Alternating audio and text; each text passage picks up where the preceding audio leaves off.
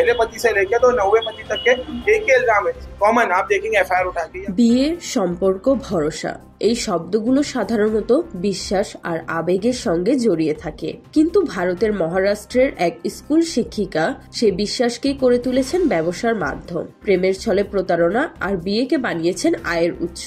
শেষ পর্যন্ত নবম বিয়ের চেষ্টা করতে গিয়েই পুলিশের হাতে ধরা পড়লেন সামিরা ফাতিমা।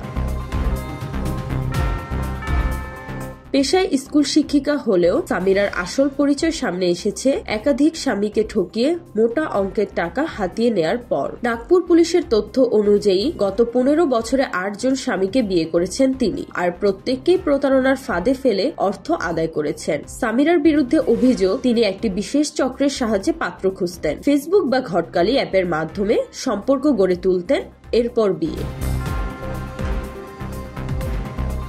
বিয়ের কিছুদিন পরে শুরু হতো ব্ল্যাকমেইল, মানসিক চাপ এবং সম্পর্ক ভাঙার নাটক। এইভাবে একজনের কাছ থেকে 50 লাখ এবং আরেকজনের কাছ থেকে 15 লাখ টাকা হাতিয়ে নিয়েছেন তিনি। সামিরা নাকি নিজেদের বেদনার গল্প শুনিয়ে পাত্রদের মুগ্ধ করতেন। কখনো বলতেন তিনি তালাকপ্রাপ্ত ও এক সন্তানের মা, কখনো আবার দাবি করতেন সন্তান সম্ভবা এবং পাত্রই সেই সন্তানের পিতা।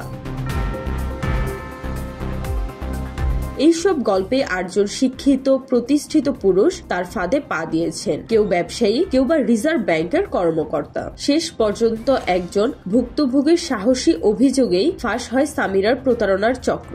গত 29 জুলাই নবম বিয়ের প্রস্তুতির মাঝেই নাগপুর পুলিশ তাকে গ্রেফতার করে। বর্তমানে চলছে জিজ্ঞাসাবাদ, আর তার সঙ্গে একে একে খুলছে প্রতারণার আরো অন্ধকার অধ্যায়।